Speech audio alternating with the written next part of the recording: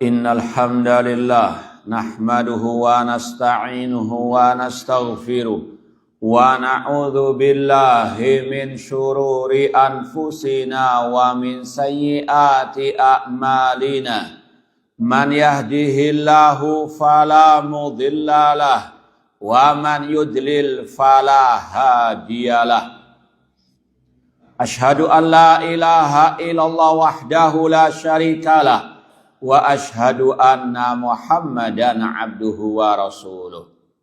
Ya ayyuhalladzina amanu taqullaha haqqa tuqatih wa la tamutunna illa wa antum muslimun.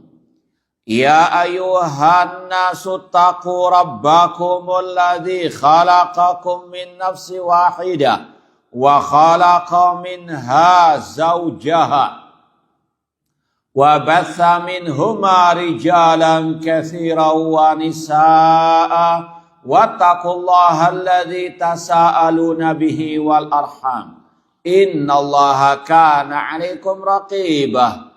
Ya ayyuhalladzina amanu taqullaha wa qulu qawlan sadida yuslih lakum a'malakum wa yaghfir lakum dhunubakum wa man yuti'illaha wa rasulahu faqad faza fawzan 'azima. Amma ba'd, fa inna asaqal hadits kitabullah wa khairal hadi hadi Muhammadin sallallahu alaihi wasallam wa syarrul umuri muhdatsatuha wa kullu muhdatsatin bid'ah wa kullu bid'atin dhalalah wa kullu dhalalatin finnar. Ma'asal muslimin, ikhwani fillah wa akhwati, bapak-bapak, ibu-ibu, saudara-saudari rahimani wa rahimakumullah. Alhamdulillah, segala puji bagi Allah Subhanahu wa taala yang mempertemukan kita dalam majelis yang mulia ini di dalam salah satu taman surga Allah yang ada di dunia ini. Semoga Allah Subhanahu wa taala senantiasa memberikan kepada kita keistiqomahan dalam berpegang teguh dengan manhaj Ahlussunnah wal Jamaah sampai akhir hayat kita nanti. Langsung saja, insya Allah pada hari ini kita ada 4 pertemuan mengkaji atau meringkas, mencuplik sebagian dari kitab Al-Ajwibatul Mufidah an As'ilatil Manahid Al-Jadidah, soal jawab seputar manhaj oleh Fadilatul Syekh Dr. Shalih bin Fauzan Al-Fauzan hafidhallahu ta'ala.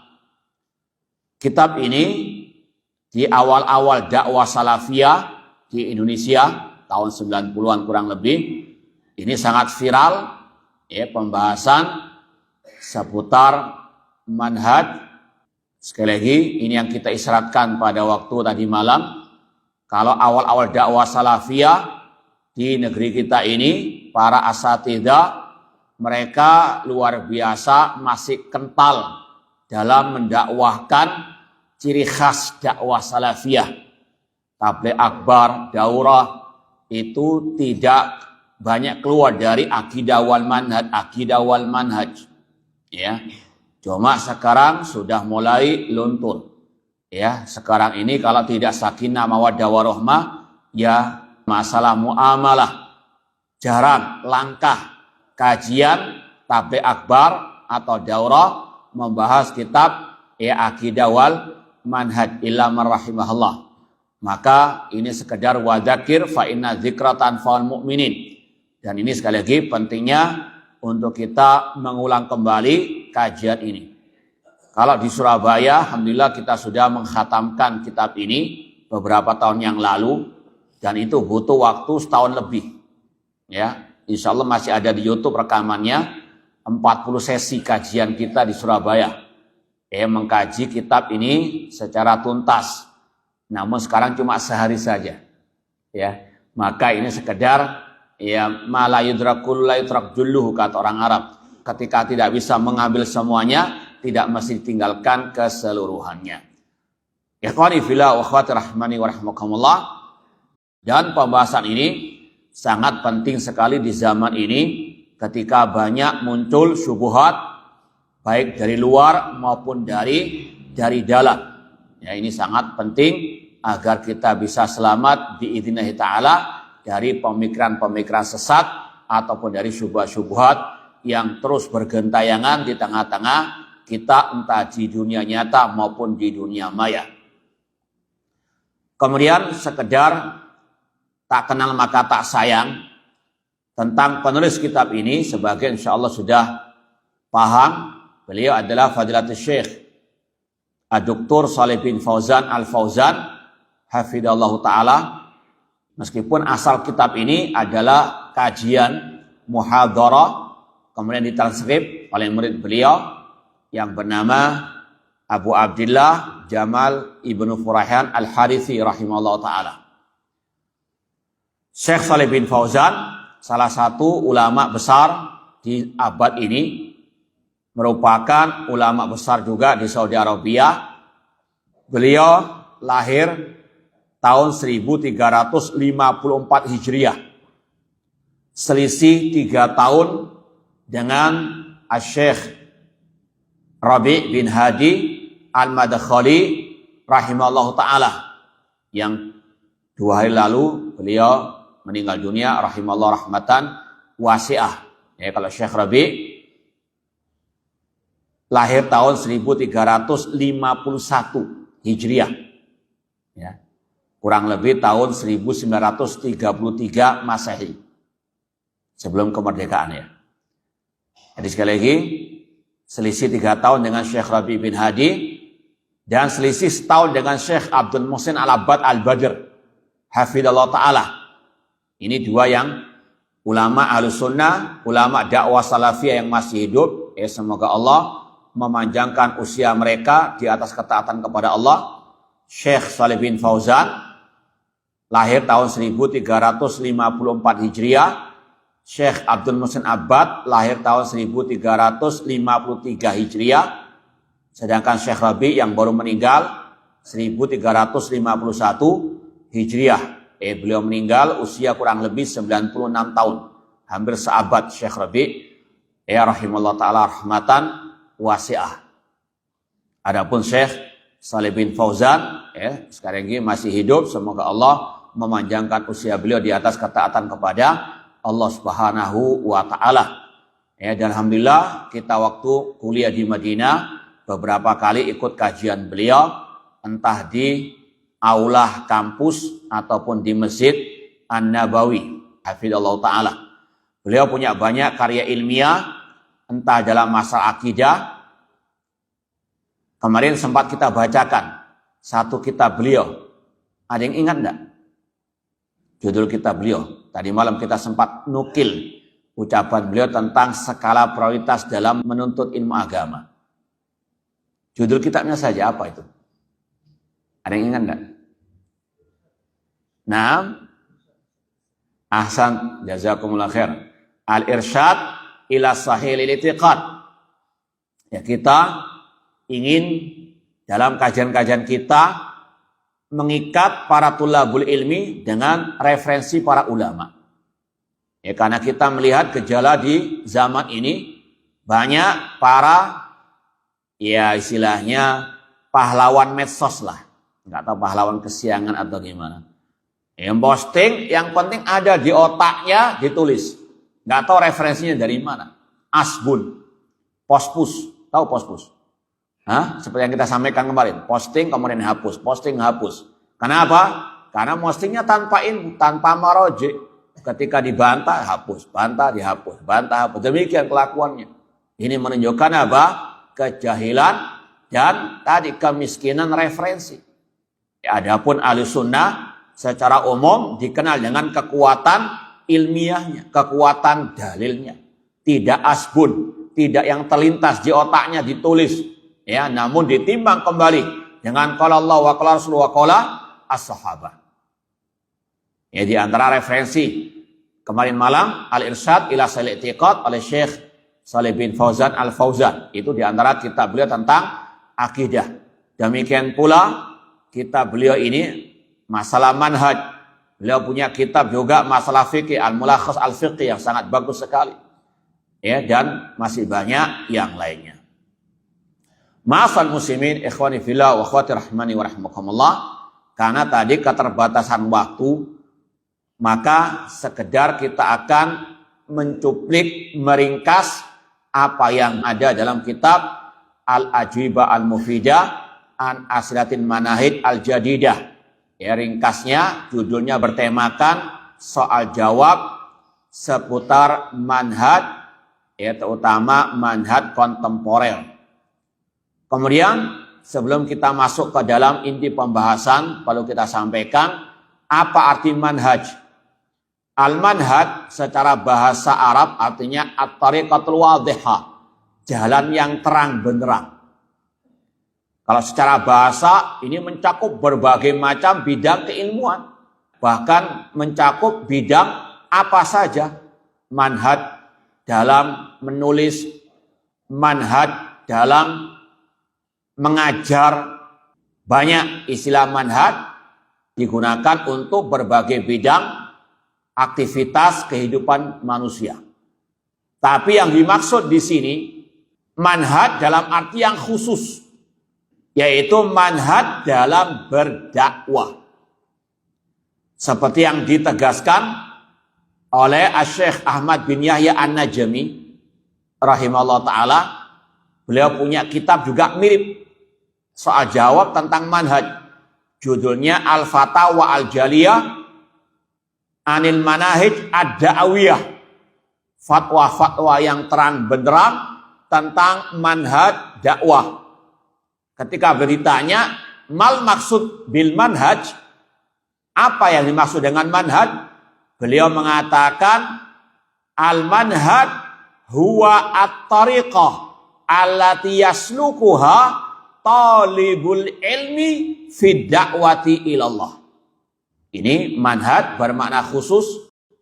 Kata beliau, manhaj adalah jalan yang ditempuh oleh penuntut ilmu agama dalam berdakwah ke jalan Allah Subhanahu wa ta'ala. Ini yang ditekankan oleh beliau, makanya judul buku beliau tadi Fatawah Al-Jaliyah Anil Manahij Ad-Da'awiyah. Fatwa-fatwa yang terang benderang tentang manhaj dakwah. Sama dengan yang akan kita kaji ini. Al-Ajwibatul Mufidah an As'ilatil Manahij Al-Jadidah. Kalau redaksi bahasa Arabnya tadi, jawaban-jawaban yang bermanfaat tentang pertanyaan seputar manhaj-manhaj kontemporer. Yang dimaksud manhaj di situ adalah manhaj dakwah kontemporer. Seperti kelompok Ikhwan Muslimin atau kelompok dakwah, Jamaah Tabligh dan yang semisalnya. Ini yang dimaksud oleh beliau. Jadi sekali lagi, yang kita bahas sekarang manhaj dalam arti khusus, yaitu manhaj apa? Manhaj apa? Ad-dakwah. Paham ya? Meskipun di sana ada manhaj bermakna umum. Manhaj firqatin najiyah, yaitu jalan yang ditelusuri oleh ahlu sunnah dalam seluruh aktivitas kehidupannya. Berkaitan dengan akidah, ibadah, akhlak, muamalah, dan seterusnya. Namun dalam kajian ini, kita lebih khususkan dalam manhaj masalah apa? Ad-dakwah. Ini kita sampaikan, karena ada orang yang jahil, ya, namun sok ya faham masalah ini. Mereka mengatakan tidak ada mengkhususkan ya manhaj dalam masalah dakwah. Ya, kita katakan ini orang jahil murakkab. Ada makna manhaj secara umum, ada manhaj secara apa? Khusus. Sebagaimana tauhid, ada tauhid yang bermakna umum, bermakna khusus. Tauhid bermakna umum yaitu ifradullah bima yakhtassu bihi. Mengesahkan Allah dalam hal-hal yang merupakan kekhususan Allah. Itu berkaitan dengan rububiyah, uluhiyah, dan asma wa sifat. Ini tauhid bermakna apa? Umum.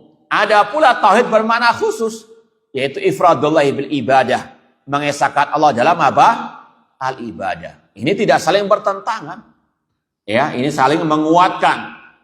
Demikian pula manhaj secara umum, yaitu jalan yang ditempuh oleh seorang muslim dalam aktivitas kehidupannya, dalam beragama khususnya. Namun ya ada makna manhaj secara khusus, yaitu manhaj dakwah, jalan yang ditempuh oleh penuntut ilmu dalam berdakwah di jalan Allah Subhanahu wa taala. Ini kenapa kok dikhususkan? Karena bermunculan di zaman ini metode-metode dakwah yang baru, kelompok-kelompok dakwah yang baru yang memang harus dipisahkan dari dakwah Ahlus Sunnah, dakwah As-Salafiyah. Ini pentingnya juga kita belajar kitab ini agar kita bisa membedakan diri dengan mereka, atau agar kita bisa menilai mana dakwah Salafiyah yang murni, yang sejati, dengan yang imitasi ataupun yang menyimpang dari ajaran Ahlus Sunnati wal Jamaah. Baik, langsung saja kita baca sekarang. Ini kalau cetakan saya tahun 1997. Cetakannya mungkin sudah ada tambahan-tambahan yang baru. Cuma yang saya pegang cetakan kedua tahun 1997. Hampir berapa tahun yang lalu? 30 tahun. Nah, jadi seperti yang kita sampaikan tadi, kurang lebih 30 tahun yang lalu kitab ini sempat viral. Namun sekarang sudah agak tenggelam. Maka perlu untuk kita munculkan lagi. Ya, untuk wadzakir fa inna dzikra tanfa'ul mu'minin. Kita baca poin yang keempat, pertanyaan yang keempat. Nasma'u katsiran amma yusamma bil jama'atil islamiyah fi hadzal asr fi mukhtalifi anha'il alam. Fama aslu hadhi tasmiyati? Ada pertanyaan, kami mendengar banyak tentang kelompok-kelompok yang dinamakan dengan al-jamaah islamiyah. Itu kelompok-kelompok dakwah tadi. Di zaman ini, di berbagai penjuru pelosok negeri. Dari mana asal penamaan ini? Ini pertanyaannya.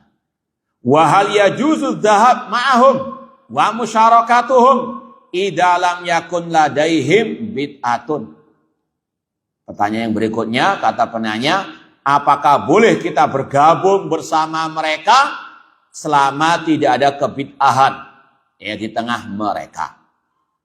Maka dijawab oleh Syekh Shalih bin Fauzan hafidhallahu taala, Ar-Rasul sallallahu akhbarana wa bayyana lana kaifa na'mal.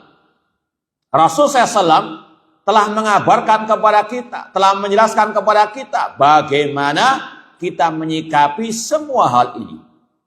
Seorang muslim, apalagi salafi, wajib meyakini semua yang dibutuhkan oleh manusia, oleh kaum muslimin, apalagi yang berkaitan dengan urusan agama ini, sudah ada penjelasannya komplit di dalam Al-Quran dan Sunnah Rasulullah SAW. Sebagaimana kata Abu Dzar Al-Ghifari radhiyallahu anhu, tarakana Rasulullah SAW wa ma ta'irun yuqallibu janahi fil hawa illa waqad bayyana lana anhu ilman. Tidaklah Rasul meninggalkan kita kecuali Rasul menjelaskan kepada kita semua yang dibutuhkan, sampai masalah burung yang terbang di udara sudah dijelaskan ilmunya oleh Rasulullah SAW. Makanya seperti kemarin kita bahas, skala prioritas dalam menimba ilmu, dalam menuntut ilmu agama sudah dijelaskan oleh Rasulullah SAW. Yang wajib diprioritaskan adalah at-tauhid. Maka tidak boleh menyimpang dari manhaj dakwah, manhaj ta'lim yang telah diajarkan oleh Rasulullah SAW. Kemudian kata beliau, ma taraka syai'an yuqarribu ummatahu ilallah illa wa bayyanahu wa ma taraka syai'an yub'iduhu minallah illa wa bayyanahu alaihi salatu wassalam. Kata beliau, tidak ada sesuatu yang bisa mendekatkan umat kepada Allah kecuali Rasul telah jelaskan. Tidak ada yang bisa menjauhkan manusia dari Allah kecuali sudah diperingatkan oleh Rasul sallallahu alaihi wasallam. Rasul juga bersabda dalam lanjutan hadis tadi Abu Dzar radhiyallahu ta'ala anhu, beliau mengatakan Rasul SAW bersabda, tidak ada sesuatu yang bisa mendekatkan kepada Allah, kata Rasul, kecuali sudah dijelaskan semuanya. Tinggal setiap muslimah mempelajari apa yang diajarkan Rasul dan mengamalkannya serta mendakwahkannya.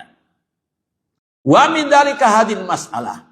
Di antaranya yang Rasul telah jelaskan dalam menyikapi kelompok-kelompok dakwah kontemporer sekarang sudah dijelaskan oleh Rasul sallallahu alaihi wasallam. Rasul bersabda, "Fa innahu man ya'ish minkum fasara ikhtilafan katsira." Sesungguhnya barang siapa di antara kalian yang hidup setelahku nanti, dia akan melihat perselisihan yang banyak, terutama dalam metode berdakwah. Ada kelompok dakwah yang lebih memprioritaskan masalah politik, seperti kelompok Ikhwan Muslimin, atau yang lebih mementingkan masalah jihad, juga sama seperti kelompok Ikhwan Muslimin.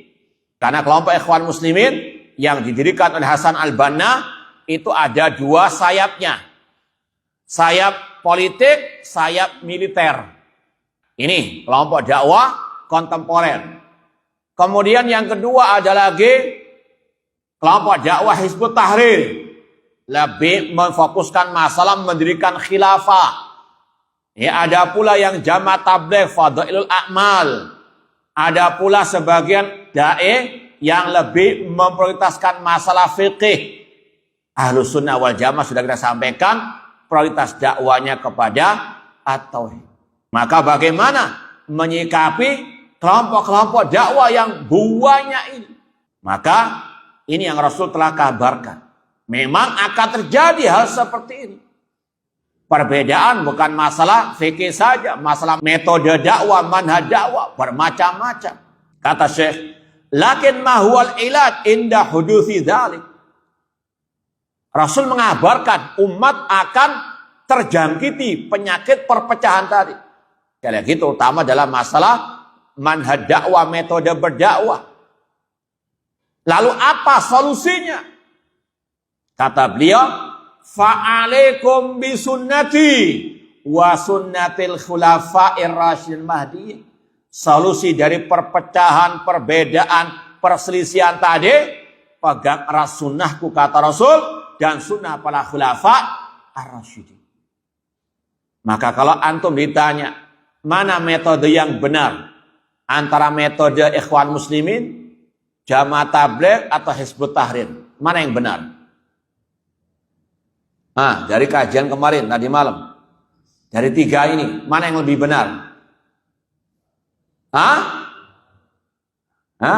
Biar nggak ngantuk antum. Ragu jawabnya. Jawab yang tegak, masalah manhaj, jangan melempem. Tidak ada yang benar sama sekali. Kenapa demikian? Karena semua ini nggak sesuai dengan alaikum bisunnati wa sunnatil khulafa'ir rasyidin. Rasul mengatakan kepada Mu'adz, innaka ta'ti qauman ahla kitab falyakun awwala ma tad'u ilaihi syahadatu alla ilaha illallah. Wahai Mu'adz, engkau akan mendatangi ahli kitab di negeri Yaman, jadikan dakwamu pertama kali tentang la ilaha illallah. Para nabi, para rasul, intisari, prioritas dakwah mereka tentang tauhid. Namun tiga kelompok dakwah ini mereka tidak mengikuti para nabi, tidak mengikuti Nabi Muhammad, tidak mengikuti metode dakwah yang disampaikan oleh Rasul kepada Mu'adz bin Jabal radhiyallahu ta'ala anhu. Maka yakini ini ketiga-tiganya sesat menyesatkan. Ini sekali lagi, famada ba'dal haqqi ila dhalal. Kata Allah, tidaklah setelah kebenaran kecuali kesesatan. Tidak boleh ada keraguan. Sesat katakan sesat. Karena sekali lagi, kalau tidak demikian, umat akan terus diombang-ambingkan oleh kelompok-kelompok sesat tersebut. Kemudian Rasul mengatakan juga dalam lanjutan hadis tadi, tamassaku biha wa addu 'alaiha bin nawajid wa iyyakum wa muhdatsatil umur. Jauhkanlah diri kalian dari hal-hal yang baru dalam urusan agama. Itu tadi diantaranya urusan metode dakwah. Ini adalah ibadah. Maka kalau ada yang mengarang hal yang baru dalam metode dakwah, ini yang Rasul larang, iyyakum wa muhdatsatil al-umur. Fa inna kulla muhdatsatin bid'ah. Karena setiap yang baru dalam urusan agama itu bid'ah, wa kulla bid'atin dhalalah. Dan setiap bid'ah itu sesat. Bid'ah bukan hanya urusan ritual ibadah, namun juga masalah metode apa? Dakwah. Meskipun itu juga bagian daripada ibadah. Namun sekali lagi lebih ditekankan lagi, metode dalam berdakwah itu sudah Rasul ajarkan. Yang ngarang metode baru itu metode dakwah yang bid'ah. Rasul mengatakan wa kullu bid'atin dhalalah. Setiap bid'ah itu sesat. Kemudian kata Syekh Shalih bin Fauzan, fahadil jama'atu man kana minha ala hadi Rasul sallallahu alaihi wasallam wa khususan al-khulafa'ir rasyidin wal qurunil mufaddalah. Fa'il jama'a ala hadal manhaj fanahnu ma'ahadil jama'ah nantasibu ilaiha wa na'malu ma'aha. Di tengah-tengah kelompok-kelompok dakwah tadi, kalau seandainya ada dakwah yang sesuai dengan ajaran Rasul, ajaran para sahabat Rasul, terutama ajaran para khulafa ar-rasyidin, atau yang sesuai dengan manhaj salaf, maka kelompok jamaah tersebut kita wajib ikut bersama mereka, menisbatkan kepadanya dan beramal bersamanya. Dan tidak ada jamaah dakwah di zaman ini yang sesuai dengan ma'ana alaihi washabi kecuali dakwah as-salafiyah. Dari sisi tadi, prioritas dakwanya, kita membahas tentang manhaj dakwahnya, bukan oknum yang menisbatkan. Karena sudah kita sampaikan tadi, oknum dari yang menisbatkan kepada dakwah salafiyah ada yang sudah menyimpang, tidak mau lagi dakwah tauhid atau malah menggembosi dakwah at-tauhid. Yang kita bahas manhaj dakwah. Manhaj dakwah yang hak cuma satu, manhaj dakwah salafiyah. Karena apa tadi? Prioritas dakwanya kepada at-tauhid, mengikuti manhaj dakwah para nabi, para rasul, terutama Nabi kita Muhammad sallallahu alaihi wasallam. Manhaj dakwah inilah yang wajib kita menisbatkan diri kepadanya. Sebagaimana kata Syekhul Islam Ibnu Taimiyah rahimahullah, la aiba liman azhara madhhab salaf wa antasaba ilaihi wa tazailai. Tidak tercelah orang yang mengikuti madhab salaf, menisbatkan diri kepada madhab salaf dan berbangga dengan madhab salaf. Bal yajib qabulu dzalika bil ittifaq, bahkan wajib menerima akan hal itu dengan kesepakatan. Fa inna madhhab salaf la yakunu ila haqqah, karena madhab manhaj salaf itu pasti benar. Ya, ini sekali lagi, di tengah-tengah kelompok-kelompok dakwah tadi, kalau ada yang mengikuti ma'ana alaihi wa ashabi, ajaran Rasul, ajaran para sahabat Rasul, maka kita ikut bersama mereka. Wa ma khalafa hadya Rasul sallallahu fa innana natajannabuhu wa in kana yatasamma jama'atan islamiyah.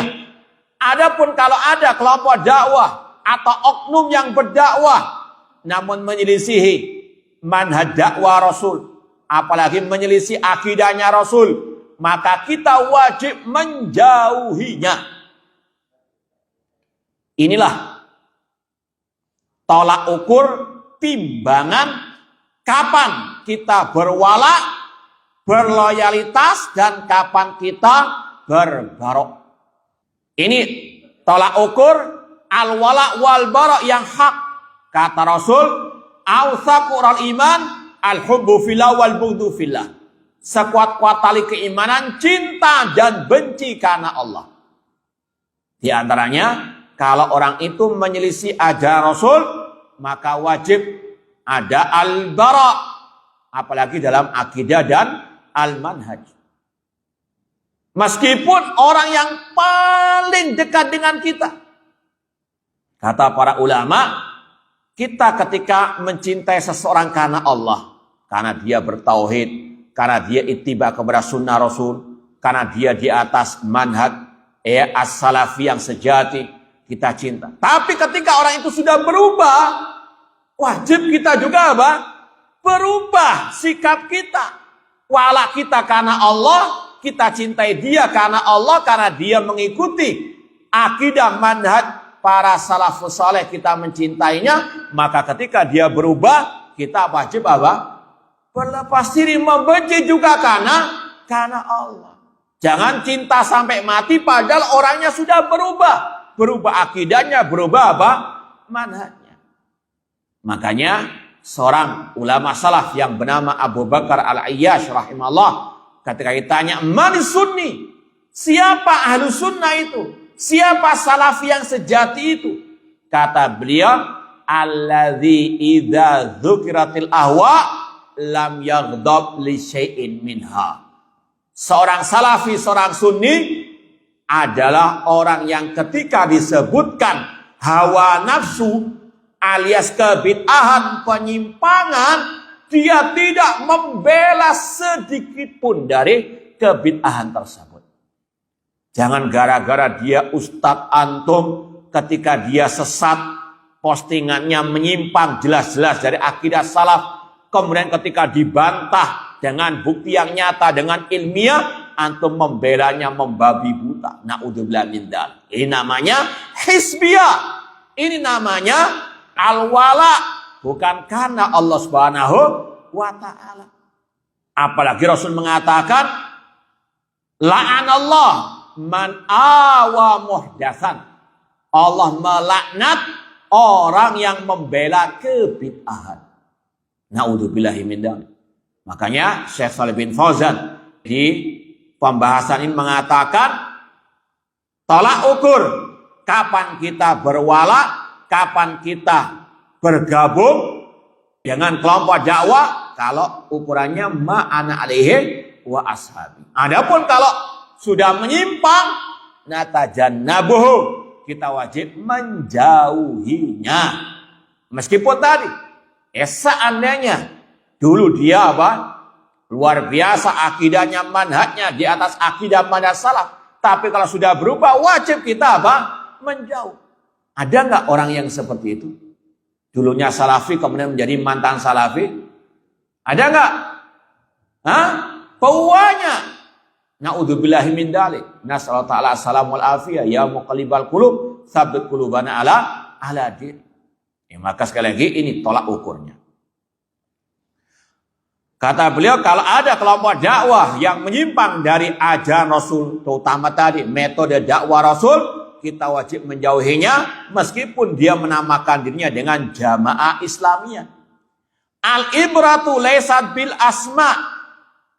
Ukurannya itu bukan sekedar nama. Ya, kata beliau, al-ibratu bil haqaiq.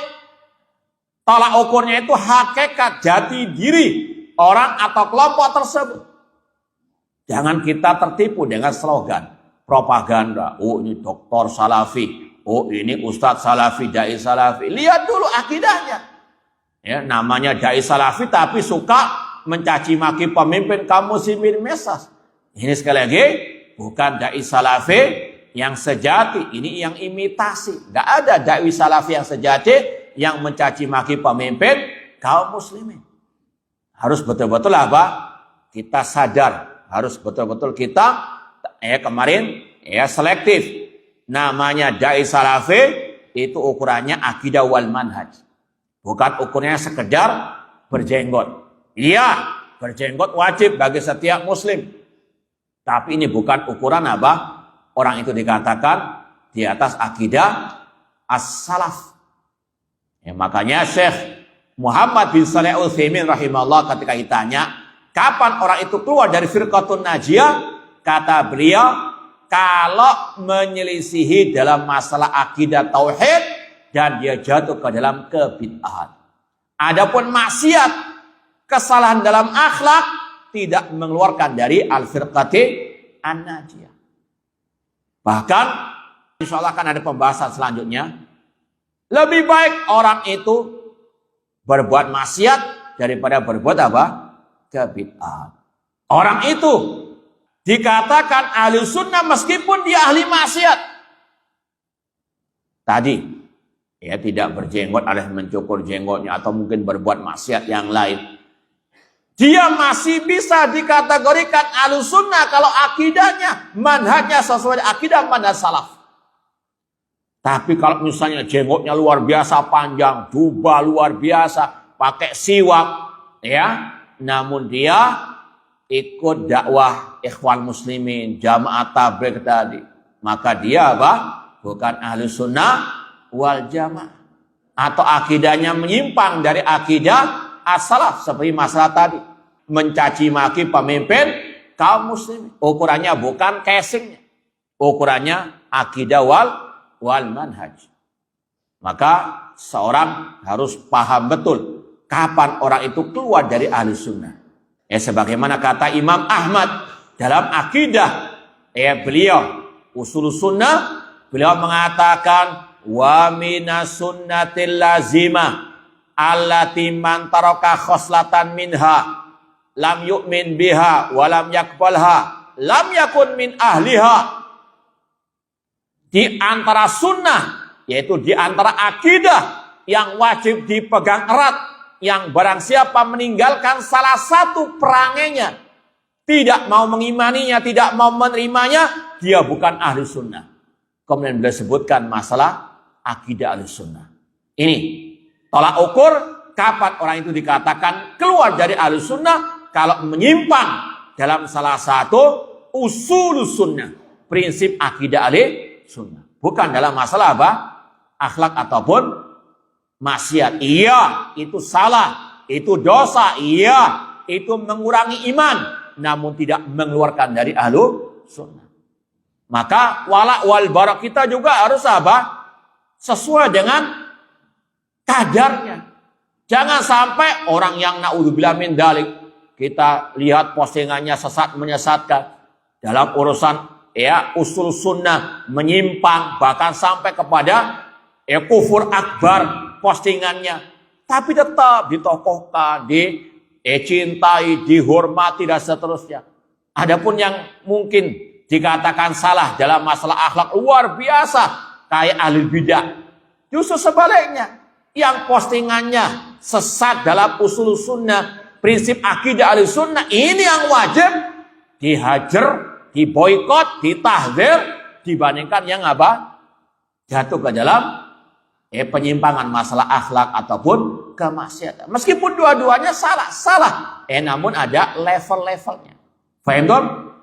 Nah, kemudian kata beliau, amal asma faqad takunu dohmatan. Kata beliau, nama atau gelar terkadang luar biasa besarnya, kayak gajah besarnya. Namun apa? Kosong dari ittiba kepada manhaj salaf. Maka sekali lagi jangan tertipu dengan gelar, segede sebesar apapun, profesor, doktor, mbahnya profesor. Lihat dulu bagaimana akidahnya, lihat dulu bagaimana keilmuannya. Syekh Abdul Aziz bin Baz, dan sebagian masyayikh pernah mengingatkan berapa banyak para dakatir, doktor-doktor la ya'rifun al-aqidah sahihah. Mereka nggak paham akidah sahihah. Laqad shadaku. Sungguh benar ucapan mereka dan kita menyaksikan sendiri. Seperti yang kita isyaratkan tadi malam. Bagaimana doktor menggembosi dakwah tauhid, bagaimana dia mencaci maki pemimpin kaum muslimin di dunia maya. Sekali lagi, jangan kita tertipu dengan gelar nama yang besar. Lihat pada hakikat. Sesuai enggak dengan akidah sahihah? Apakah manhaj dakwanya sesuai dengan manhaj dakwah tadi? Rasul dan para sahabat Rasul SAW yang memprioritaskan dakwah kepada at-tauhid wal aqidah. Rasul SAW bersabda, iftaraqatil yahud ala ihda wa sab'ina firqah wa iftaraqatin nasara ala sintaini wa sab'ina firqah. Yahudi terpecah menjadi 71 kelompok, orang Nasara terpecah menjadi 72 kelompok. Wa sataftariqu hadil ummah ala 73 firqah. Umat Islam akan terpecah menjadi 73 kelompok. Kulluha finnar illa wahidah. Semuanya masuk neraka kecuali satu. Qulna man ya Rasulullah? Siapa yang selama itu wahai Rasulullah? Kata Rasul, man kana ala mislima ana alil yawma wa ashabi. Yaitu orang-orang yang mengikuti aku pada hari ini dan yang mengikuti para sahabatku. Ini adalah apa? Minhaj al-firqatin najiyah. Makanya bedanya dakwah salafiyah atau ahlus sunnah yang sejati dengan alil bid'ah atau ahlus sunnah yang imitasi. Kalau ahlus sunnah yang imitasi alias alil bid'ah, mereka tidak menjadikan ma'ana alaihi washabi sebagai tolak ukur kebenaran. Apa kata tokoh mereka? Mereka apa? Sami'na wa ata'na, meskipun jelas-jelas menentang ajaran Rasul dan para sahabat Rasul sallallahu alaihi wasallam. Contoh dalam masalah yang lain, tauhid asma wa sifat. Rasul, para sahabat sepakat semuanya mengatakan Allahu fis sama. Namun alil bid'ah tetap ngeyel mengatakan Allah tidak di ruang, tidak di waktu. Bahkan sekarang ini luar biasa alil bid'ah kepanasan ketika menghadapi dakwah salafiyah, ya terutama dalam bab asma wa sifat. Mereka membabi buta dalam membantah ahlus sunnah atau salafiyin. Membabi buta, sudah babi apa? Sampai kita pernah dengar ucapan salah seorang dari dai mereka mengatakan, barang siapa yang mengatakan Allah di atas langit, dia kafir. Kemudian lebih parah lagi, membawakan ucapan Imam Asy-Syafi'i. Berkata Imam Syafi'i, barang siapa yang mengatakan Allah di atas arsy, maka dia kafir. Na'udzubillahi min dzalik. Ini Imam Syafi'i gang berapa? Gak ada Imam Syafi'i mengatakan demikian. Cuma ini dustanya ahli al-bidah tadi, membabi buta untuk apa? Menjatuhkan dakwah salafiyah. Namun senantiasa taifah mansurin kata Rasulullah sallallahu alaihi wasallam. Imam Asy-Syafi'i dan semua ulama salaf meyakini Allah di atas langit. Imam As-Sabuni yang bermadzhab Syafi'i dalam kitab beliau Aqidah Salaf Ashabil Hadis, beliau mengatakan Imam Asy-Syafi'i dalam kitab beliau Al-Um mencantumkan hadis jariyah, budak perempuan yang ditanya oleh Rasul di mana Allah, kemudian dia menjawab fis sama. Imam Syafi'i meriwayatkan hadis tersebut dalam kitabnya Al-Um, dalam kitabnya Ar-Risalah. Kata Imam As-Sabuni, itu karena Imam Syafi'i meyakini Allah di atas langit. Ini ucapan ulama yang sangat masyhur tentang Imam Syafi'i, akidahnya Allah di atas langit. Cuma ini alil bidah luar biasa, membabi buta, mengatakan barang siapa mengatakan Allah di atas langit, dia kafir, kemudian menisbatkannya kepada Imam Asy-Syafi'i rahimahullah ta'ala. Ini sekali lagi, ciri ahlus sunnah ma'ana alaihi wa ashab. Adapun alil bidah, mereka selalu menyimpang dari qala Allah wa qala Rasul wa makana alaihi as-salaf. Kemudian kata beliau, at-tariq wadih. Jalan yang benar itu terang benderang. Kata Rasul, taraktukum alal bayda lailuha kanahariha la yazigu anha illa halik. Dalam Sunan Abi Dawud, Rasul mengatakan, aku tinggalkan kalian di atas Islam yang putih bersih, malamnya seperti siangnya, la yazigu anha illa halik. Tidaklah yang menyimpang dari yang terang benderang tersebut kecuali dia akan binasa. Seperti tadi, prioritas dakwah Rasul, para sahabat tentang akidah, tentang at-tauhid, terang benderang. Tapi kenapa kok masih banyak kelompok-kelompok dakwah, bahkan oknum-oknum yang menisbatkan diri kepada dakwah salafiyah, tidak mengikuti jalan yang apa? Terang benderang. Na'udzubillahi min dzalik. Maka harus betul-betul seorang muslim-muslimah bijak dalam segala-galanya, dengan menimbang segala-galanya dengan qala Allah wa qala Rasul wa qala sahabat. At-tariq wadih, jalan kebenaran itu terang benderang. Al-jama' allati fiha dil al-alamah nakunu ma'aha. Kelompok dakwah yang di atas ma'ana alaihi wa ashabi, kita ikut bersama mereka. Yaitu tadi dakwah as-salafiyah. Man kana ala misli ma kana alaihi rasul sallallahu alaihi wasallam fahumul jama'atul islamiyah haqqah. Mereka lah al-jama' islamiyah yang sebenarnya. Dan dari sini tidak dilarang, jangan fobi kalau ada kata-kata ya bahwasanya dakwah salafi itu kelompok. Betul, Rasul yang mengatakan demikian. Ya, Rasul mengatakan sataftariqu hadhihi ummah ala salasin wa sab'ina firqah kullu finnar illa wahidah. Yang selamat cuma apa? Satu kelompok, namanya al-firqatu al-firqah, kelompok. Namun tidak boleh disamakan dengan kelompok-kelompok yang lain. Iya, dakwah salafi itu kelompok, iya. Al-firqatun najiyah, at-taifah al-mansurah. Namun beda dengan kelompok-kelompok dakwah yang apa? Yang lain. Ya, sekali lagi kalau sekedar penamaan saja tidak ada masalah. Dakwah salafi itu kelompok, iya kelompok. Namun kelompok apa? Ma'ana alaihi wa ashabi. Jangan disamakan dengan kelompok ikhwan muslimin yang jelas-jelas ada pendirinya Hasan al-Banna. Namun dakwah salafiyah, siapa pendirinya? Hah? Nah, kalaupun dikatakan pendirinya ya Rasul dan para apa? As-salafus saleh. Ikhwan muslimin tadi, metode dakwanya ya hanya apa tadi? Yang paling utama politik, jihad, militer. Ya, adapun dakwah salafiyah at-tauhid. Dan masih banyak perbedaan-perbedaan yang lain. Kemudian kata beliau, amma man khalafa hadzal manhaj wa sara ala manhajin akhar fa inna laysa minna wa lasna minhu. Adapun yang menyelisih manhaj ya yang satu ini ma'ana ali washabi ya, maka dia bukan dari kita dan kita bukan dari golongannya. Ini sikap tegas, jelas Ahlus Sunnah dalam wala wal barok.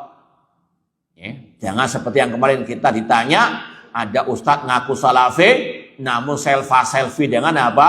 Ketemu dengan tokoh alil bidah, bahkan datang ke rumahnya alil bidah, selfie. Ya, na'udzubillahi min dzalik.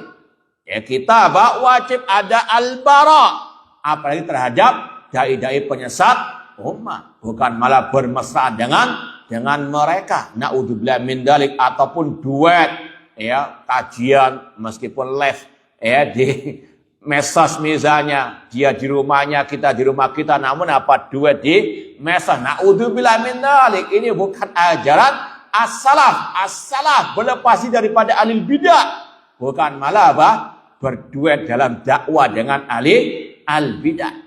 Namun ini sekali lagi wakil yang terjadi di tengah-tengah oknum-oknum dai-dai yang mengaku ahli sunnah wal jamaah. Ini kesalahan dalam manhaj, na'udzubillahi min dzalik. Wala nantasib ilai wala yantasib ilaina. Kita tidak menisbatkan kepada mereka dan mereka tidak boleh menisbatkan diri kepada kita. Harus ada apa? Jurang pemisah antara salafin dengan ahli bidah. Ya, tidak bisa dicampur adukkan. Wala yusamma jama'atan, yang menyimpang dari manhaj dakwah para nabi, para rasul, tidak layak dinamakan dengan al-jamaah. Ya, karena al-jamaah itu diantara tadi nama lain dari al-firqatun najiyah. Ketika Rasul ditanya siapa yang selamat itu, Rasul mengatakan al-jama'atu. Maka yang menyimpang dari ma'ana ali wasabi tidak layak dinamakan al-jamaah. Namun kelompok-kelompok alil bidah ada di antara mereka yang menamakan ini dengan apa? Al-jamaah. Bahkan mereka apa? Membodohi umat dengan menyebut hadis-hadis yang ada kata-kata al-jamaah. Man faraqal jama'ata shibran famata mata mitatan jahiliyah. Barang siapa yang memisahkan diri daripada jamaah lalu dia mati dalam keadaan jahiliyah. Kemudian kata mereka jamaah itu adalah jamaahnya mereka. Karena nama kelompoknya apa? Islam na'udzubillahi min dalik. Yang kalau orang lain masuk ke masjidnya ini ya, mereka apa? Membodohi umat. Yang pertama dengan menamakan diri mereka dengan al-jamaah. Kemudian pakai hadis-hadis tentang al-jamaah. Padahal hadis-hadis tersebut yang dimaksud adalah ya jamaah pemimpin kaum muslimin yang harus dibaiat. Kata Rasulullah SAW, barang siapa yang meninggalkan baiat, yaitu kepada pemimpin kaum muslimin, lalu dia mati dalam keadaan jahiliyah, itu baiat kepada pemimpin kaum muslimin, bukan kepada ustadz mereka atau tokoh pengajian mereka. Namun inilah sekali lagi tipu daya ahli al-bidah. Kemudian kata beliau, wa inna ma yusamma firqatan minal firaqid dhalah. Ya, orang-orang atau kelompok-kelompok dakwah yang menyimpang dari dakwah para rasul itu selayaknya dinamakan dengan kelompok-kelompok yang dhalah, yang sesat. Li'annal jamaah la takunu illa 'alal haq. Karena sebetulnya kata-kata al-jamaah itu tidak lain kecuali kelompok yang hak, kelompok yang di atas ma'ana alaihi wa ashabi, mengikuti akidah Rasul, metode dakwanya ikut metode dakwah para Rasul, itu yang namanya al-jamaah.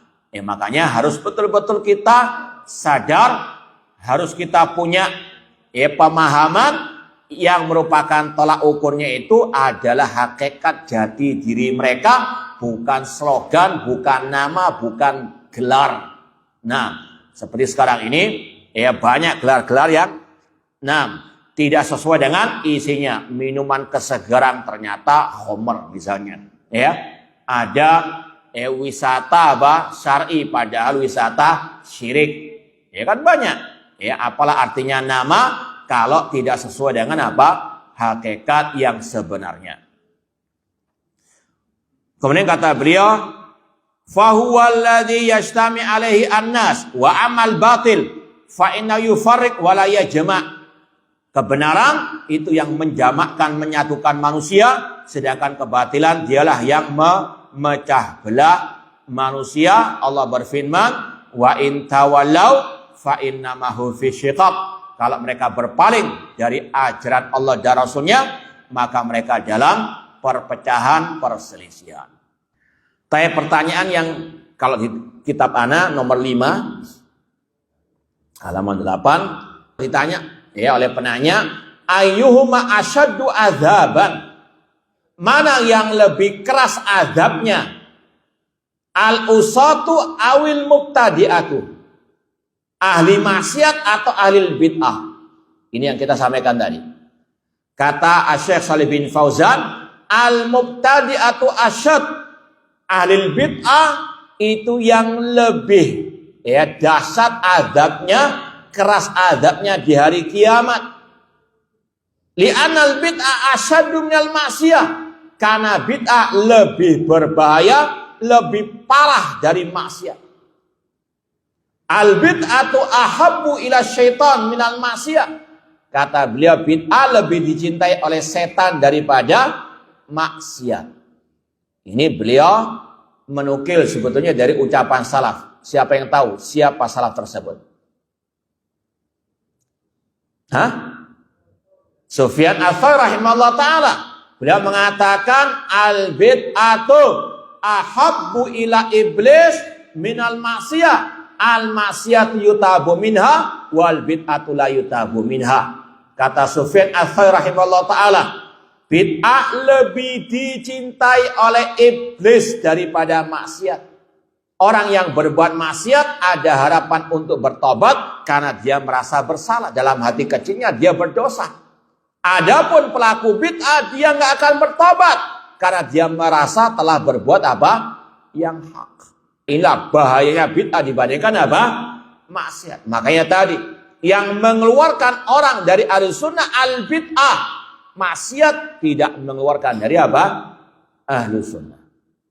Makanya dalam kitab Syarh Sunnah Imam Al-Barbahari ada seorang ulama salaf mewasiatkan kepada putranya, wahai putraku, lebih baik kami melihatmu keluar dari rumah pelaku maksiat daripada engkau keluar dari rumah ahli bidah.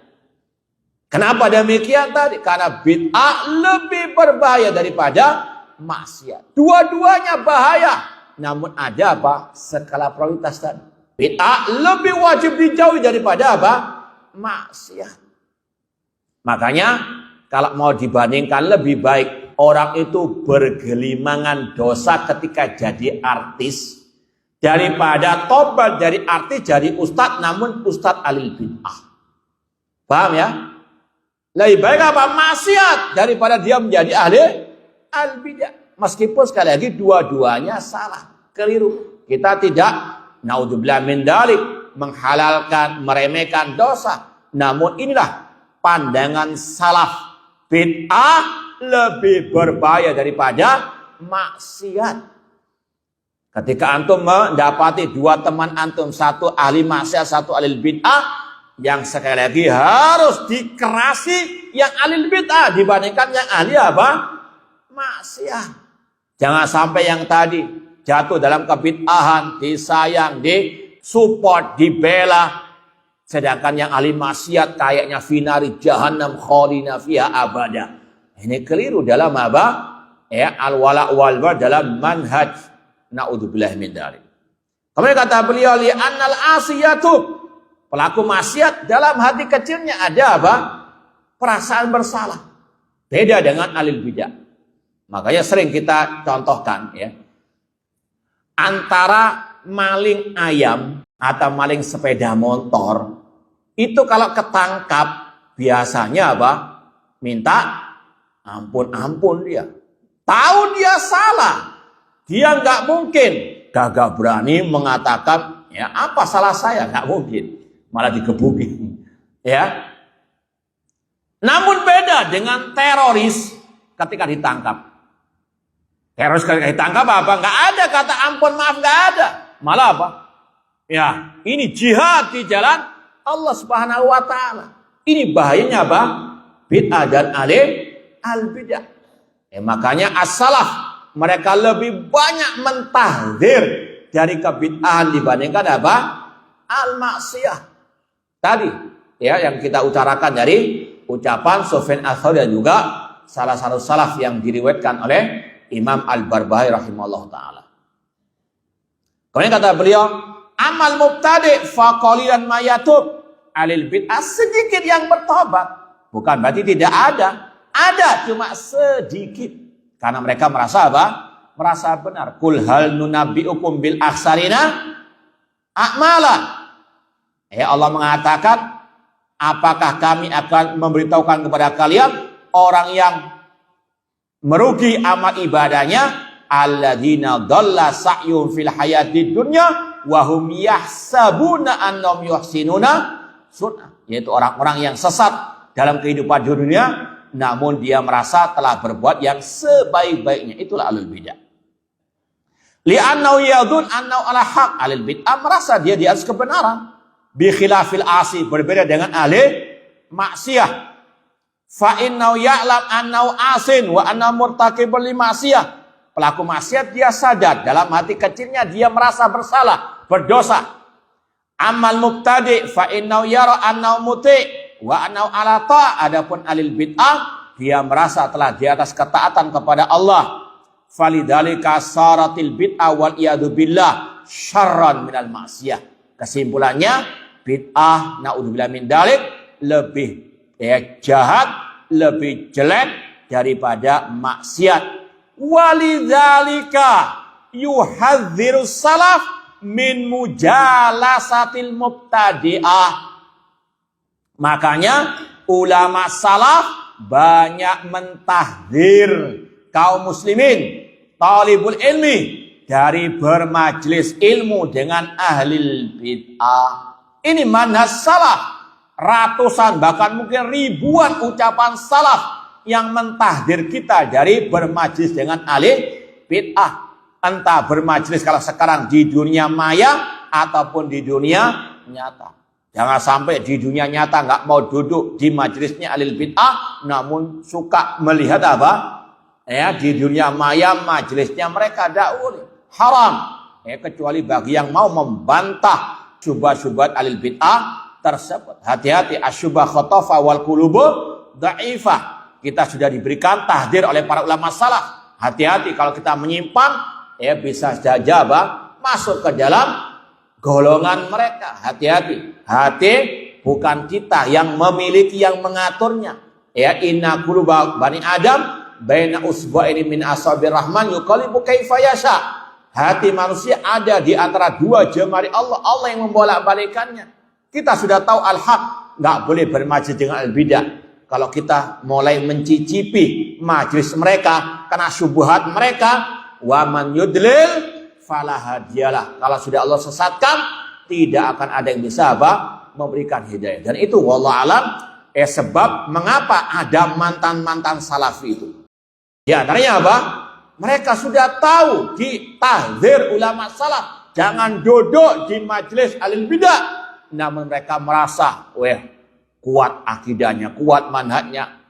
Masuk ke dalam majlis mereka, akhirnya apa? Jadi mantan salafi, naudzubillahi min dzalik. Sekali lagi hati-hati. Hati ini wajib dijaga dari asyubuhat. Jauhi ahli al-bidah. Li'annahum yu'assirun ala man jalasahum. Karena mereka luar biasa lil bid'ah. Ini menularkan bid'ah mereka kepada yang dekat dengan mereka. Terutama tadi dalam thalabul ilmi. Hati-hati, harus selektif. Jangan menimba ilmu dari ahli al-bidah. Wa khataruhum syadid. Bahaya mereka sangat luar biasa. Harus betul-betul menjauh. Sebagaimana kita sampaikan kemarin, hadis Rasul, man sami ahadukum bid-dajjal falyan'a anhu. Barang siapa yang mendengar tentang keluarnya Dajjal, wajib menjauh darinya. Kata Imam Ibnu Battah Al-Ubari, fitnahnya ahlul bid'ah lebih dahsyat dari fitnahnya Dajjal. Kalau mau diperinci, kalau Dajjal sekali muncul seumur dunia ini, di akhir zaman nanti. Adapun ahlul bid'ah, kapan munculnya? Sejak dahulu kala, setiap detik muncul mereka. Apalagi sekarang di dunia maya, naudzubillah min dzalik. Kalau Dajjal nggak mungkin bisa masuk kota mana?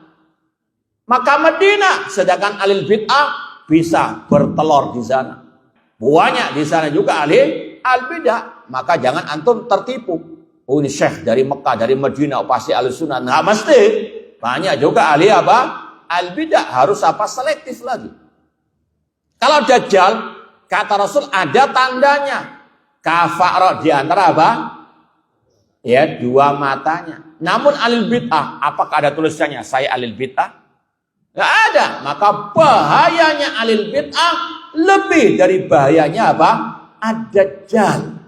Maka harus menjauh sejauh-jauhnya. Kemudian kata beliau, walihada qala salaf iktisadun fi sunnah khairun min ijtihad fi bid'ah. Bersedang-sedang dalam mengikuti sunnah lebih baik daripada bersungguh-sungguh dalam kebid'ahan. Wallahu ta'ala a'lam. Ini yang bisa kita sampaikan. Wallahu a'lam. Aqulu qouli hadza wa akhiru da'wana anil hamdulillahi rabbil alamin. Wassalamualaikum warahmatullahi wabarakatuh.